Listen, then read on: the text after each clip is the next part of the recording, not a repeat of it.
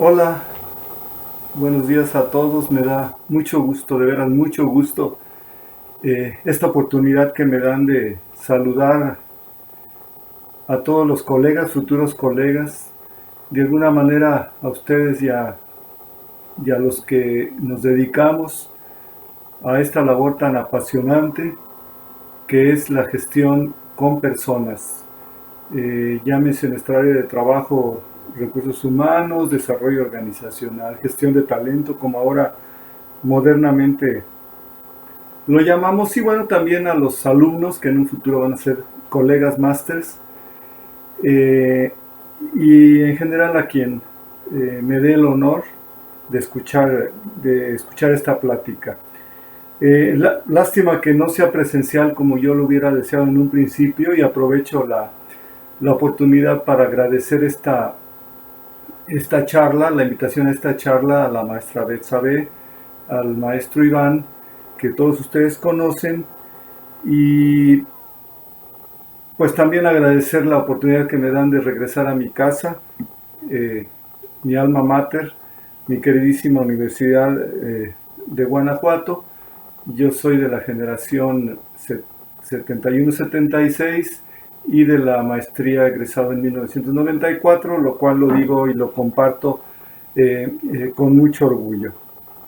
Eh, Me da mucho gusto compartir con ustedes algunas ideas, eh, puntos de vista míos, y someterlos a su consideración. Y también someter a su consideración algunos planteamientos, algunas posibles respuestas a estos cuestionamientos. Y no pretendo en ningún momento tratarlos de convencer, sino la invitación es a entrar a un estado de reflexión. Son temas debatibles, pero totalmente válidos, y es mi punto de vista personal. E insisto, no es para tratarlos de convencer, sino movernos, pero ya, a un cambio de acciones y estrategias, insisto, para los que nos dedicamos a la gestión de personas. Eh, no menciono fechas para no delatar mi edad, pero ya si registraron mi generación, el año en que salí, pues ya habrán echado a andar la calculadora mental, como dice el famoso Jordi Hurtado. Pero sí les quiero compartir que he andado por muchos caminos, a veces muy tórridos, eh, difíciles, tristes, otros afortunadamente exitosos, tanto en la iniciativa privada como en la administración pública. Eh, y he percibido, como les comentaba hace un momento, algunas cosas que sobre todo, y ahí quiero centrar mi plática, para los que nos dedicamos a la gestión de personas, eh, me han movido a la reflexión, no precisamente a la preocupación, pero sí les quiero compartir una angustia muy duradera de un fenómeno que he visto acercarse desde hace 40 años en nuestra práctica profesional. Y lo que sí digo con preocupación y con cierta tristeza es que, a pesar de que estamos viendo que esa ola de 40 metros de altura se nos viene aproximando lenta pero inexorablemente, y cada vez se nos está cortando el tiempo de reacción, pues sí, la invitación es que algo tenemos que hacer, y ya. Algún alumno en alguna otra plática me preguntaba que como para cuándo era factible o recomendable tomar estas acciones, y la respuesta, medio en serio, medio en broma, perdón por la patada que le di a la cámara, mi respuesta en broma, en serio, le decía yo: desde hace 15 años debimos haber tomado estas acciones. Les quiero compartir que al principio, cuando la maestra Beth Sabe, el maestro Iván y yo platicábamos sobre el título de la plática, me emocionó. Es un título ciertamente atractivo. Cuando le platiqué a mi esposa y lo empecé a reflexionar, eh, pensé que en la que me había metido, pero finalmente creo que es un tema importante, trascendental, no nada más para las organizaciones donde ustedes y yo nos desempeñamos, sino para, ojo con lo que voy a decir, para nuestro propio futuro profesional. Concretamente, el título está un poco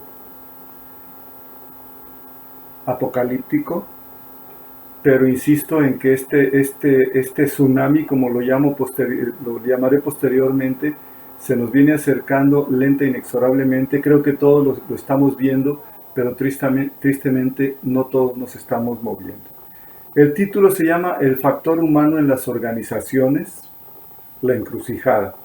Y como subtítulo es el destino ya nos alcanzó y ya nos está rebasando y apabullando. Empezaré comentando que a través de los siglos, y voy a empezar a centrar mi plática ya en la gestión de personas, como les había dicho hace un momento. Repito, a través de los siglos, la relación, como le queramos llamar, patrón-trabajador, faraón-esclavo, supervisor y operativos, creo que históricamente han estado dando bandazos o pendulazos, por eso yo a este tema siempre le he llamado el péndulo histórico en la gestión de personas, y nada más recordando que el péndulo es un artefacto que se usa sobre todo y mucho en cuestiones físicas y de relojería. Es ese artefacto que pende, precisamente de ahí viene la palabra péndulo, de una cadena o hilo, y la esfera del péndulo está oscilando de un extremo a otro. Entonces esos extremos y perdón por la metáfora, esos extremos de mi péndulo histórico en la gestión de personas, a mi juicio siempre se ha estado desplazando o a unas prácticas, teorías y metodologías, por un lado, totalmente resultadistas, donde únicamente el pragmatismo y el positivismo rifan. No les había importado a estas personas o a estos gurúes que apoyan este tipo de teorías y prácticas, no les había importado en ningún momento el ser humano dentro de la organización y dentro de una sociedad.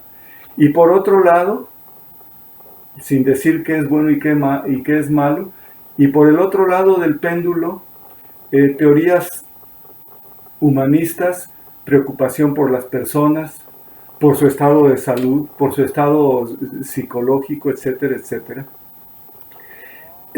Históricamente, para no alargarme mucho en esta introducción, siempre la gestión de personas ha estado girando, y bueno, nada más los invito a recordar de aquellas teorías prácticamente resultadistas que no interesaba el ser humano, como pudieran ser Fayol en algún momento dado, el mismo Max Weber, el papá de toda la administración científica, Frederick Taylor.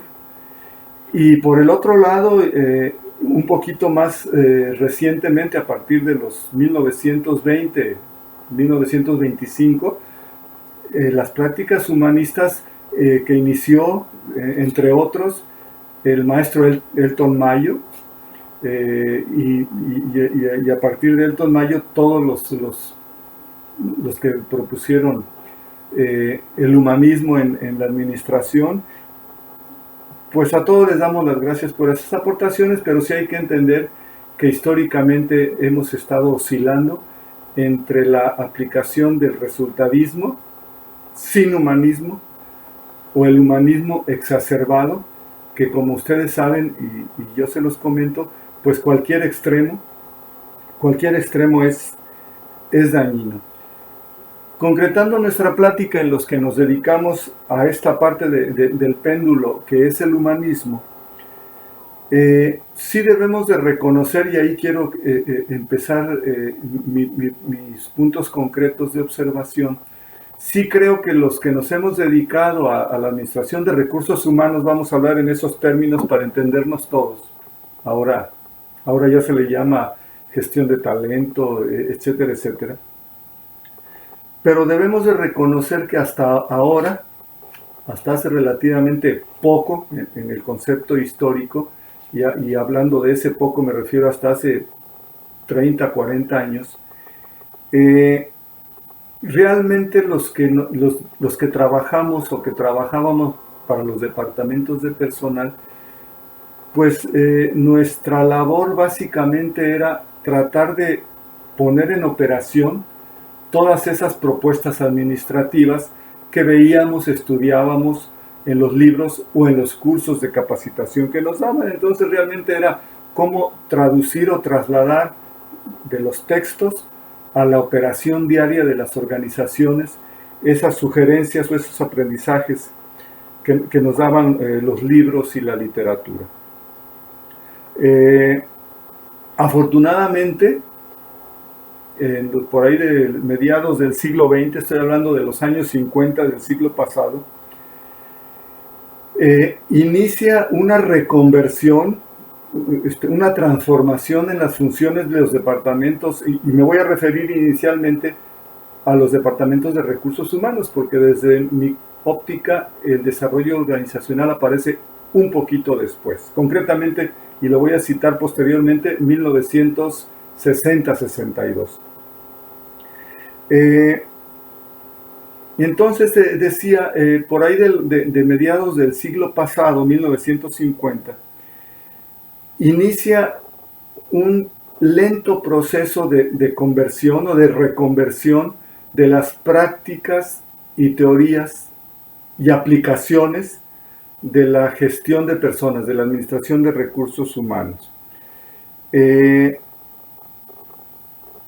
Pero los profesionales, bueno, soy maestro de nuestra universidad y de otras universidades, realmente cometimos el error de seguir enlazados al pasado y nos seguimos dedicando a estudiar aspectos eminentemente administrativos en nuestras gestiones de administración de recursos humanos. ¿A qué me refiero con administrativos? Bueno, seguimos enfocados en los procesos de nóminas, de elaboración de liquidaciones del Seguro Social, Infonavit, Fonacot, incidencias laborales de quién faltó, quién no faltó, de vacaciones, etcétera, etcétera. Pero nos dedicamos muy poco, a pesar de esa ola que se avecinaba, a reconvertir nuestra práctica y nuestra operación como profesionales de recursos humanos, y perdón que repita el término, a la práctica con personas. Yo siempre he concebido, a partir de esto que les estoy comentando, que el nicho, el cliente, el sujeto de la práctica de los que nos dedicamos a la gestión de recursos humanos o de desarrollo organizacional son las personas. Ya debimos haber empezado desde hace mucho a dejar de lado, incluso el mismo domingo me habló uno de mis clientes para hacerme este planteamiento que les estoy comentando. Me decía, oye, Mario, ¿quién debe de llevar en la organización los procesos de nóminas, de pago de sueldos, etcétera, etcétera? Mi respuesta de inmediato fue, antes los llevaba recursos humanos, pero se llama Jorge, mi cliente. Le dije, Jorge, poco a poco vete haciendo a la idea de que esas cuestiones administrativas alguien las tendrá que hacer en la organización, pero no el departamento de recursos humanos. Déjaselo al área administrativa, al área contable o como le queramos llamar, pero que recursos humanos y desarrollo organizacional se dedica a lo suyo, y lo suyo es trabajar con las personas. Entonces, esta discusión del domingo le quedó claro a mi cliente, y triste, el lado triste de esto es que hasta hoy, en plena pandemia y a mediados del 2020, están haciendo apenas, insisto, esa reconversión. E insisto, esto se veía venir desde hace mucho. De hecho, nosotros como asesores organizacionales, yo recuerdo que los primeros esfuerzos que hicimos en sugerir y en implementar estas reconversiones, pues ya data de por ahí de los 1980, obviamente del siglo pasado. Afortunadamente para ustedes y para mí, aparece por ahí en el año del 60-62 del siglo pasado también. Afortunadamente para los que nos apasiona este tema, el desarrollo organizacional. Entonces, como conclusión de este comentario que les estoy compartiendo es, creo que el gran reto, y de eso me voy a dedicar dentro de un momento más, es que los profesionales del talento humano de las personas dentro de la organización es dejar de ser tan técnicos o ser un poco o un mucho menos técnicos y ser más especialistas en las personas, lo que eso significa. ¿Cuál es el presente que yo me estoy encontrando en las organizaciones? Y no nada más en las organizaciones, sino en esta aldea global. Obviamente el presente que está amenazando seriamente nuestras funciones y nuestras prácticas organizacionales, insisto, es total pluralidad en los cambios mundiales. En los últimos 20 años hemos visto descubrimientos, tecnología abrumadora y que impactan de manera determinante y como yo digo, noqueadora para el que no esté preparado en las organizaciones modernas. Yo sí coincido en que actualmente el único factor invariable, el único factor permanente es, por un lado, los cambios acelerados.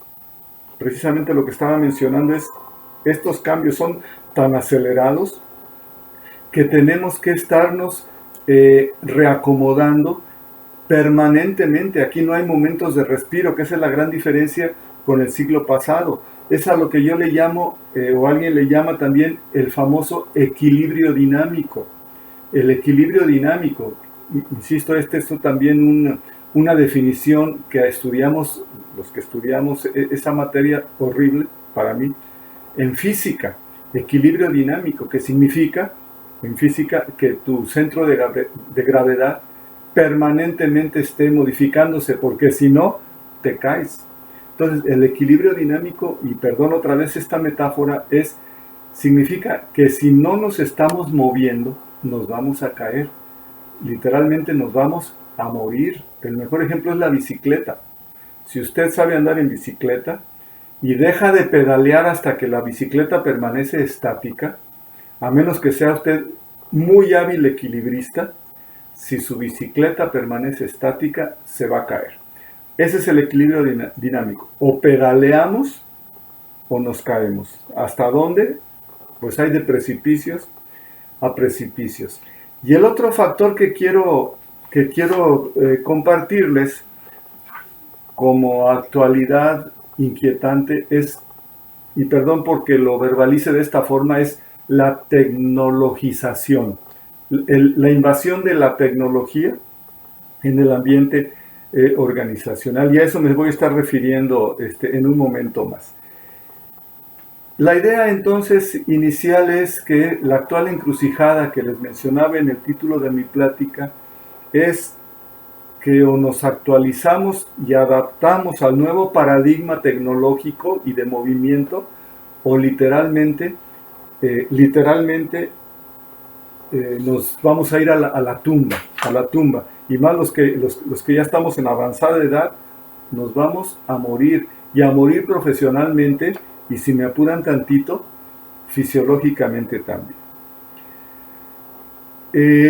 Platicando con la maestra Betsa y el maestro Iván, decíamos, bueno, ¿y qué sigue? ¿Qué sugerencias damos para el futuro?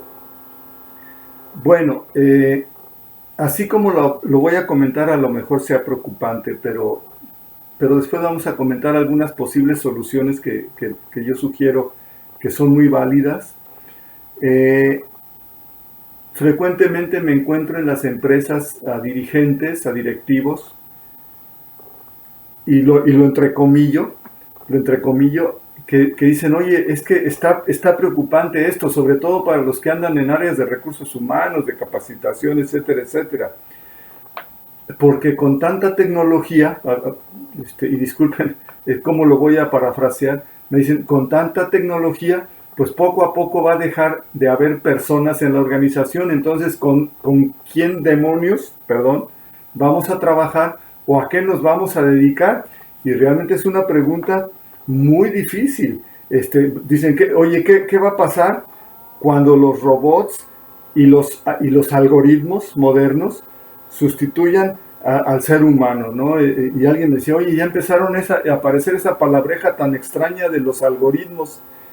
Y yo le decía, oye, pues ¿cuál extraña? Los algoritmos no son nada nuevo. Estamos siglo XX.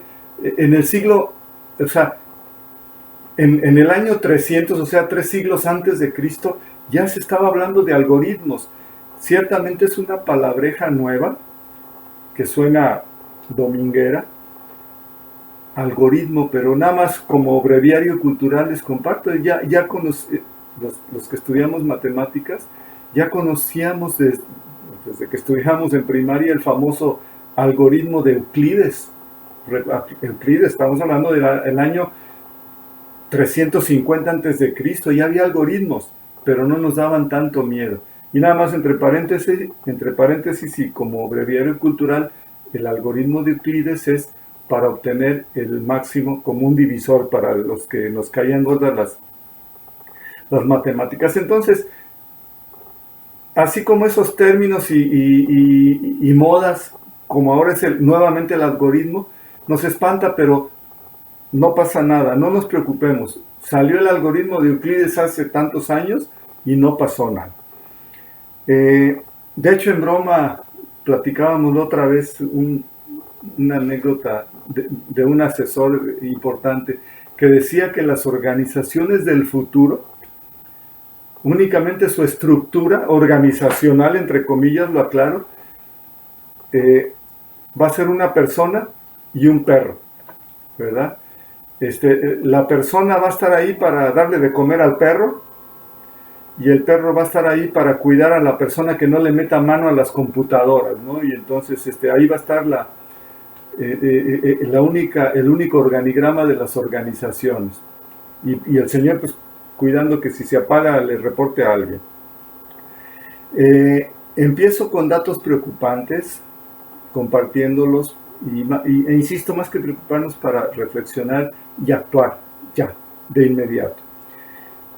Decía Steve Jobs, que conocemos todos, y esto lo dijo hace un ratito, dijo, el 47% de los puestos de trabajo, o sea, prácticamente la mitad de los puestos de trabajo, ya la daba choferes, abogados aquí en el edificio, venía reflexionando a la hora de dar mi plática, elevadoristas, contadores, doctores, meseros, ya dije abogados, banqueros, vean los bancos, trabajos administrativos, ojo con lo que voy a decir yo, eso lo dijo Jobs, todos estos trabajos y muchos más, 47% de estos trabajos van a desaparecer, repito, van a desaparecer durante los últimos 10 años.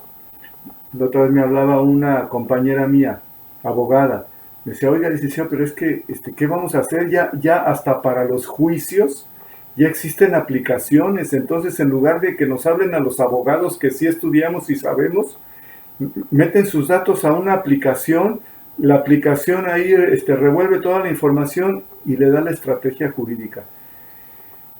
Pues mi única respuesta con mi amiga abogada, la única respuesta es que le dije, pues sí, y pues más vale que se empiece a modernizar o se va a quedar sin chamba.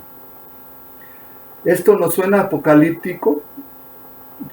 Pues no, pero, puntos suspensivos, no es apocalíptico, pero, insisto, si estamos como aquel que veía, ahí viene el tren, y seguía acercándose el tren, y este señor, oye, se va acercando el tren, y ahí viene el tren, si no se mueve, nos va a llevar el tren, para no decirlo tan maldicioneramente. Tristemente, el panorama mexicano en nuestro país es un poquito diferente. Tristemente, por nuestra mentalidad, por nuestra cultura, cual sea esta cultura, yo siempre he dicho que somos una cultura agachona, displicente, conformista. No hemos querido entender, como ya dije el término, este tsunami que se está aproximando, ya no tan lentamente, ya el oleaje está subiendo rápidamente. Y les doy un dato. En donde más impacto va a tener esta tecnologización, esta robotización, es en las empresas manufactureras, en el giro de la manufactura. Y por eso hablaba yo hace un momento de que en México somos un poquito diferente. Tristemente, por esto de la robotización o mecanización, o como ustedes le quieran llamar, los datos en México es que el 20% del PIB, del Producto Interno Bruto, el 20% representa la manufactura. Entonces, esto es gravísimo. Según el dato que les compartía de Jobs, la mitad de la manufactura la van a hacer los robots, ¿qué van a hacer esos obreros que ahorita se están dedicando a la manufactura y van a ser sustituidos por robot? Entonces, y eso representa, insisto, este es un dato económico impresionante, terrible. El 20% del PIB mexicano es en la manufactura, aunque haya gente estúpida que ignore lo que significa ese indicador económico del PIB. Y ya saben a quién me refiero. Y lo digo sin intención de ofender, utilizo la palabra estúpido en su acepción original que vemos en cualquier diccionario. Y dice un diccionario, estúpido es aquel sujeto que no tiene la capacidad para entender o comprender lo que pasa en su entorno. Entonces, insisto, recalco y asumo mi responsabilidad. Si alguien es tan estúpido de decir que no importa el PIB, pues discúlpenme, pero mejor cambio de tema. No hemos entendido en México todavía ese concepto de hace 60, 80 años de la famosa obsolescencia programada. Todo está programado para ser y dejar de ser. Ahorita, hablando de celulares, esta maquinita que compré hace 3 meses, ya está de antemano programado que en 1 año o 2 años va a estar obsoleta. Esa es la obsolescencia programada. Y ahora con la tecnologización, esa obsolescencia ya está programada, pero o no lo queremos ver, o no tenemos la información suficiente para revisar esas fechas de obsolescencia programada y empezar a planear. Muchos de ustedes son expertos en planeación estratégica, a planear cómo vamos a hacerle cuando los robots nos invadan. Yo, por eso insisto, esto no es tan apocalíptico. Nada más les comparto algunas ideas que me tocó leer cuando preparé su plática. Entonces, a través de los años, y me quiero retrotraer, si quieren, no tan atrás, sino vamos a hablar de la revolución industrial, para no irnos tan atrás. Revolución industrial a finales del siglo XVIII, y para acá, entendamos y debemos de comprender, y si esto nos sirve de tranquilizante, qué bueno, pero no hagamos confianza. Está comprobado que los avances tecnológicos, a la larga, a la larga, el problema es el periodo de reacomodo, como yo le llamaré posteriormente, pero a la larga, siempre esos avances tecnológicos han generado más puestos de trabajo que los que había originalmente. Entonces, recordemos, por ejemplo, cuando se dio la revolución industrial en los 1760s, 80s, pues imaginémonos los hilanderos, los tejedores, que llega la máquina de vapor y entonces empiezan a haber máquinas tejedoras y pues los hilanderos y tejedores se espantaron. Dijeron, ¿y ahora qué vamos a hacer si nuestro trabajo lo va a hacer una máquina? Pues empezaron a surgir los talleres, las fábricas y las empresas textiles. Entonces, a la larga, en lugar de que un hilandero, un tejedor se pasara toda su jornada de trabajo haciendo una mugre cobija, pues ahora se tuvieron que contratar 200 tejedores y multiplicaban la producción. Entonces, ese es un ejemplo de que a la larga o a la corta, la tecnología trae más empleos. Entonces, pues no nos apuremos, ¿no? El otro ejemplo que recuerdo, y es una plática del maestro Oppenheimer, decía, cuando se inventó el automóvil, pues imagínense qué le pasó a todos los fabricantes de las carrozas, de los coches de caballos, a todos, no sé cómo se llamaban, operadores de carrozas de caballos o choferes de carretas de caballos, se espantaron igual que los hilanderos y tejedores, pero entró la industria del automóvil y la ocupación de trabajadores se multiplicó N veces. Yo utilizo mucho el ejemplo ahora, modernamente, con los hornos de microondas. Primeramente se preocuparon los de las estufas de gas, pero cuando aparecieron las estufas de gas, se preocuparon los de las estufas de petróleo. ¿Qué vamos a hacer? A la larga la tecnología permite más plazas de trabajo. Acuerden ustedes en épocas cuando no había electricidad, había un empleo que se llamaba el famoso farolero, que le dio título a una canción muy famosa, El Farolero.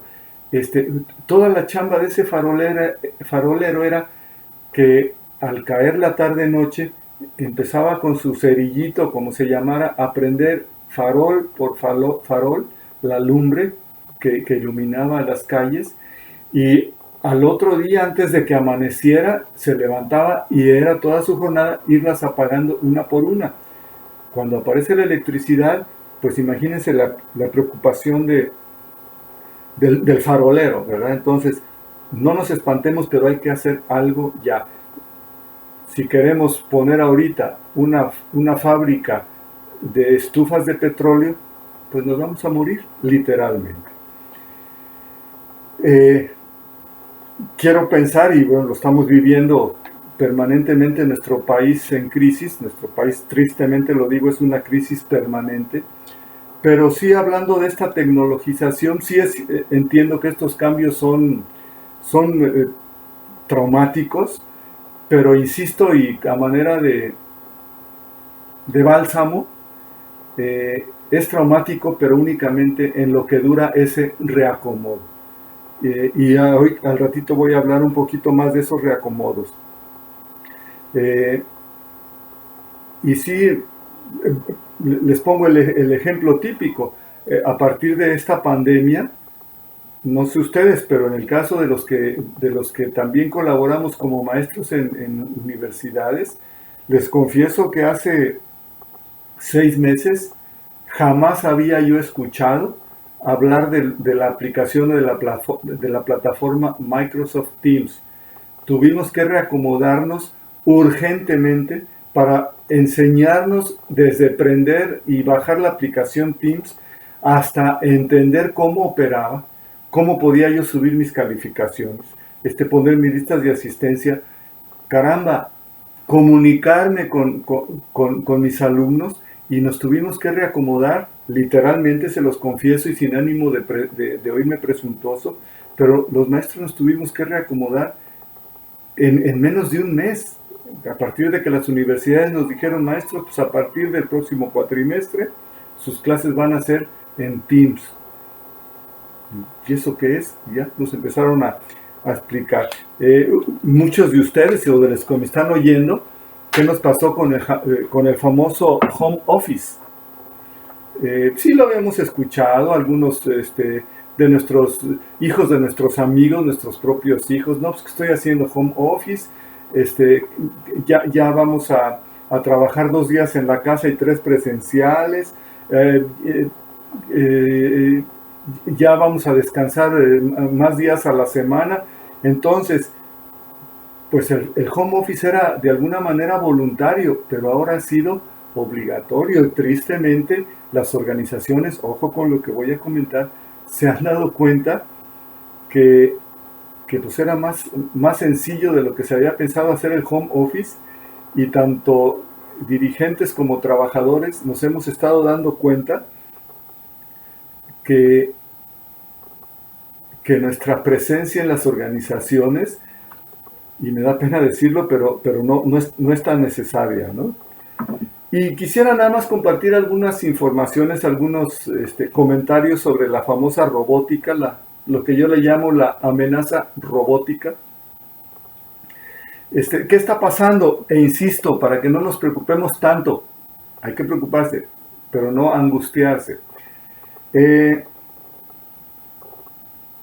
está pasando con la robótica? Debemos de entender, porque mucha gente lo critica, oye, pues ¿cómo es posible que ya está para pintar un coche en General Motors, un robot lo haga en lugar de una persona, güey? Pues nada más les digo algún comentario que anoté aquí en mi cuaderno de apuntes, en mi acordeón. Entender que un robot tiene 2 características importantísimas para los dueños del dinero. Primero, es más barato, y lo que sigue lo voy a entrecomillar, lo entrecomillo para evitar críticas de alguien. Es más barato, pero también es, entrecomillo, más inteligente. Yo digo, es más rápido, yo diría, más rápido en cuestión de procesos inteligentes. Tercera, no se incapacita. No se incapacita nada de que, oiga, pues voy a tener mi bebé y tantos meses antes y tantos meses después, y no pide permisos, no tiene vacaciones, no llega en condición etílica o en condición inconveniente. Y un dato importantísimo desde el punto de vista económico y financiero. Fíjense, hace 10 años, aquí lo tengo anotado, en promedio, un robot que una organización adquiría se amortizaba en poco más de 5 años. Repito, un robot, estoy hablando hace 10 años, se amortizaba su costo en poquito más de 5 años. Poquito más de 5 años, que bueno, entonces el dueño, el dirigente decía, ah, caramba, pues es mucho tiempo. Agárrense en el dato que les voy a dar. Hoy, un robot se amortiza en 1 año.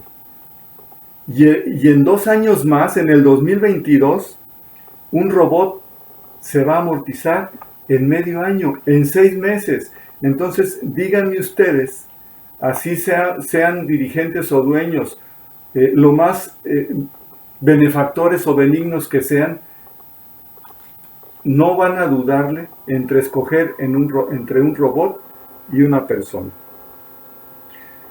Y tristemente también lo comento por lo que decía yo de la historia desde la Revolución Industrial. Pues hace 30 años un robot suplía a una persona, un robot suple a una persona. Hoy una máquina suple a 30, 40, hasta 50 trabajadores, dependiendo del proceso que hagan, ¿no? Entonces, más a favor de lo que estamos comentando, de que debemos de cambiar nuestro enfoque profesional y empezar a ver qué hacemos dentro de las organizaciones, si no al rato también nos vamos a quedar sin chamba. Y me preguntaban, y es parte de lo que les quiero compartir, bueno, platicábamos con los maestros Betsa e Iván, ¿cuáles son las áreas de trabajo que se avisoran con este panorama apocalíptico, aparentemente? ¿Cuáles son las áreas de trabajo del futuro? Mi visión, mi bola de cristal, eh, es que paulatinamente y en estos tiempos de manera más rápida, eh, la gente tiene más tiempo libre. Yo recuerdo cómo nos escandalizaba hace 40 años, 50 años, cuando algunas universidades empezaron a introducir en sus planes de estudios la licenciatura en tiempo libre. Decíamos, ay, caramba, pues, ¿qué es eso? ¿Es especialidad para baquetones o a qué se van a dedicar? Y ahora estamos viendo eh, que cada vez más las organizaciones y las jornadas laborales se van acortando. Eh, en épocas prehistóricas, las culturas cazadoras de sol a sol dedicaban su tiempo únicamente a andar en bola cazando un mamut, y ahora ya no. Pasan de cazadores a agricultores y se dan cuenta de que ya no hay que andar correteando y cazando mamuts. Vean lo que está pasando ahora con las famosas semanas laborales, ¿verdad? Eh, Cuando estudiábamos y nos enseñaban o escuchamos por primera vez la semana inglesa, hoy 5 días, los de mi generación empezamos a trabajar cuando ya no se trabajaba medio sábado y ya era una gran ganancia del gremio laboral. Oye, es que los sábados en la tarde ya no se va a trabajar, gran logro. Les quiero compartir, bueno, mi plática la estoy dando desde la ciudad de Monterrey, y precisamente les quiero compartir de uno de nuestros clientes aquí en Monterrey, que hace 14, 15 años, los años es lo de menos, pero nos hablaba para ver nuestra opinión y nuestro consejo profesional, porque precisamente querían dejar de trabajar el sábado. Y bueno, la sugerencia que le hacíamos, nada más cuida tus resultados, modifica tu planeación operativa, y si los resultados siguen dándose de acuerdo a las necesidades de la organización, pues que tiene que no vengan a trabajar el sábado. No les hago el cuento largo, pero precisamente hace algunas semanas, esa es la razón por la que estoy aquí, este cliente nos habla muy preocupado y nos platica que ya antes de la pandemia ya les habían propuesto los dirigentes dejar de laborar también el viernes en la tarde. Y nada más les comparto, insisto, para no alargar tanto esta plática, a partir de esta pandemia, o tomando como pretexto la pandemia y como plan piloto, y perdonen que me mueva la risa o que me gane la risa, pero ya empezaron a descansar desde el viernes en la tarde. Entonces, se confirma lo que estoy comentando. Una gran oportunidad de trabajo o áreas de oportunidad en el trabajo es administrar el tiempo libre. Otra área de oportunidad que yo le veo con mucha ambición, con mucha perspectiva, es lo que le llaman algunos los creadores de contenido, ¿no? ¿Qué quiere decir creadores de contenido? Bueno, meterse a cuestiones de entretenimiento, que va ligado con el tiempo libre, meterse más a áreas de entretenimiento, a áreas informativas, a eso le llamo yo creadores de contenido, y lo vemos cada vez, hay más youtubers, blogueros, etcétera, etcétera. Entonces, creadores de contenido, pero mi invitación es que sea un contenido de altura, no los videos que a veces ven nuestros hijos o nuestros sobrinos en YouTube y mugreros de ese tipo. Áreas de conocimiento. Tenemos que convertirnos, los que nos dedicamos a lo que ustedes y yo nos dedicamos, la mayoría, que es a gestión de personas, debemos de convertirnos, y perdonen que lo explique así, en solucionadores de problemas organizacionales. Yo había comentado con mucha tristeza siempre que los que nos dedicamos a áreas de recursos humanos, pues sí, siempre muy profesionales, muy cumplidos, pero no dejábamos de ser un asesor, no quiero decir chipote, pero un área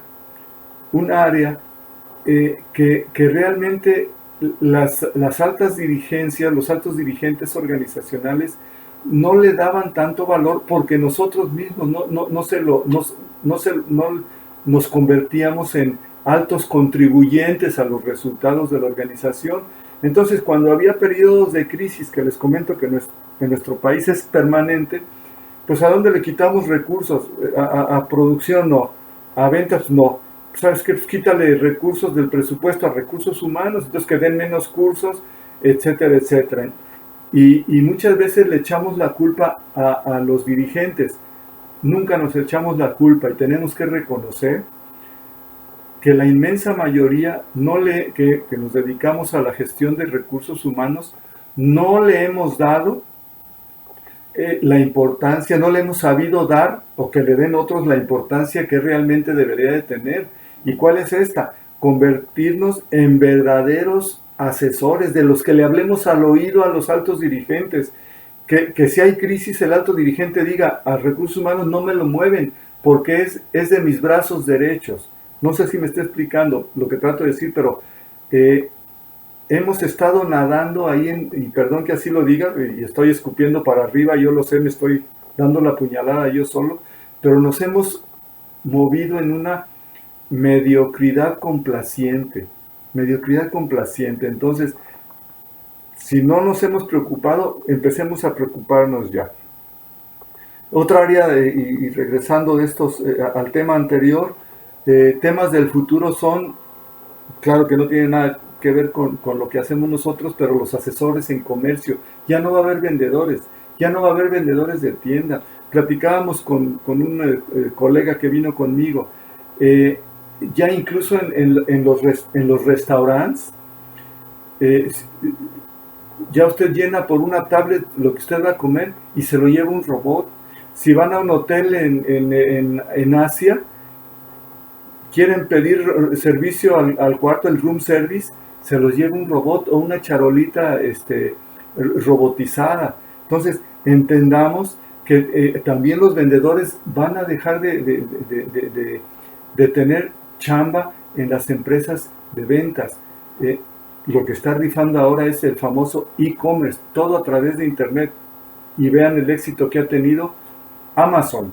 Nada más les doy un dato. Cuando empezó su pleno éxito Amazon, su empresa, lo que es el corporativo, los que movían mundialmente la empresa, eran únicamente 50 personas. 50 personas. Y lo que han logrado. Y entonces,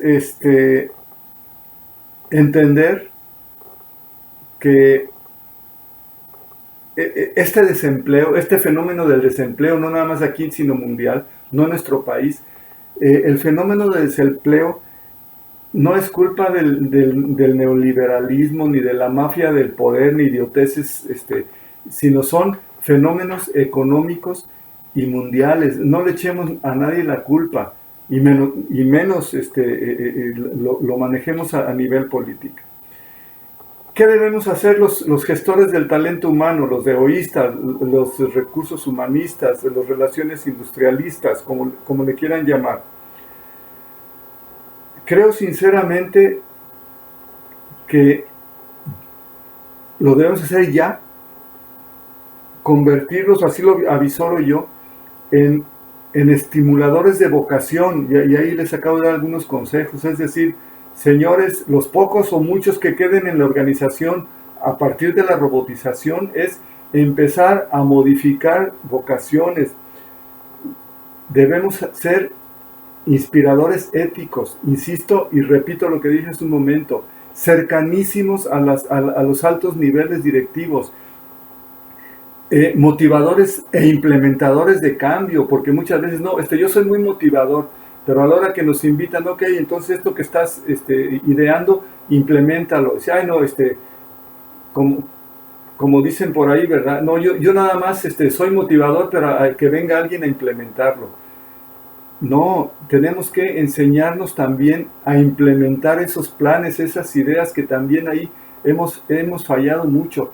Los que hemos tenido la fortuna de ir a congresos en otros países, ciertamente, hablo por mí, me da mucha pena, me da mucha vergüenza, cuando con todas sus letras dice, no, es que los mexicanos tienen mucha iniciativa. Pues uno se llena de orgullo, ¿no? Los mexicanos, mucha iniciativa, sí, tienen mucha iniciativa, pero tienen cero terminativa. O sea, empezamos muchas cosas, pero no terminamos nada. Y entonces ahí es donde nos sofoca el comentario, ¿verdad?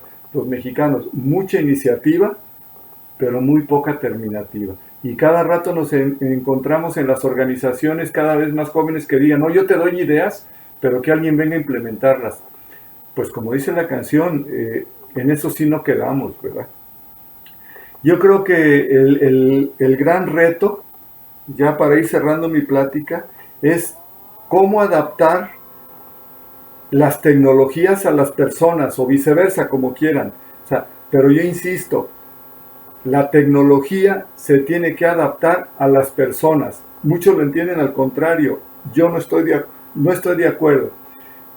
Frecuentemente que voy a hacer un trámite público o en las mismas empresas, que le digo a alguien, oiga, a ver, haga esta operación en su sistema.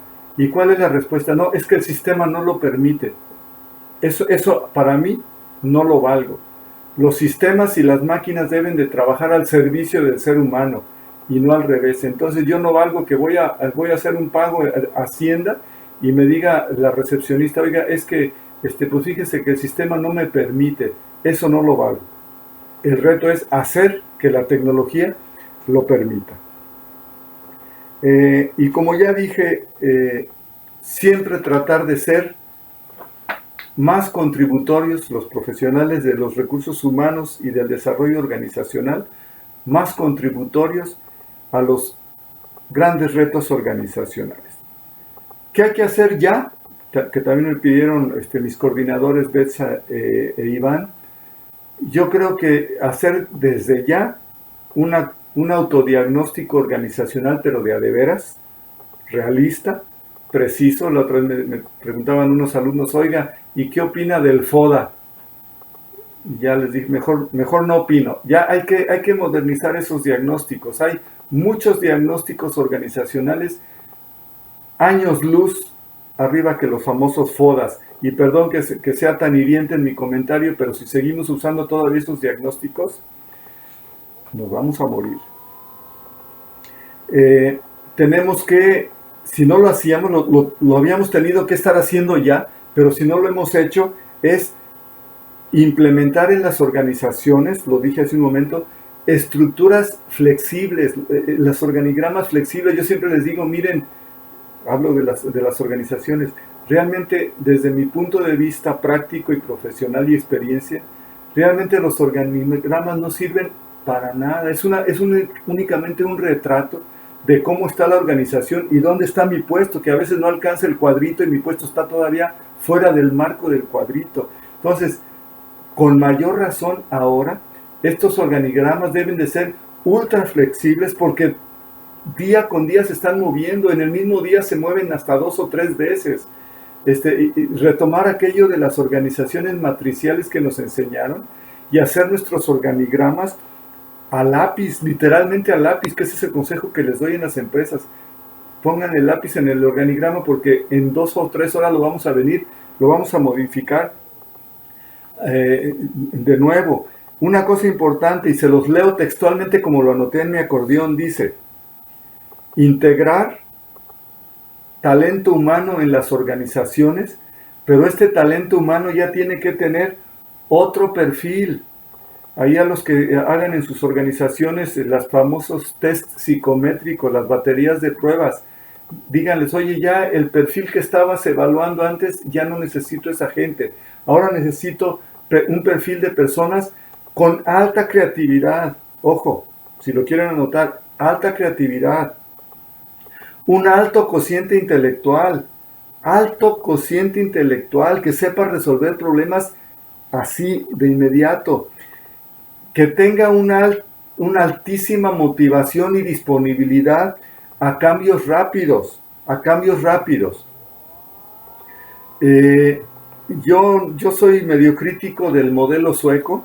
En su momento funcionó el modelo sueco. Para el que no lo conozca mucho o no esté muy familiarizado con el modelo sueco, era cambios lentos, cambios graduales, paulatinos, sin sobresaltos.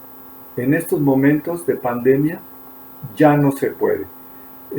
Ya esa palabra que usaban los suecos de la evolución lenta y paulatina, yo siempre les digo, a esa palabra evolución le hace falta una letra previa.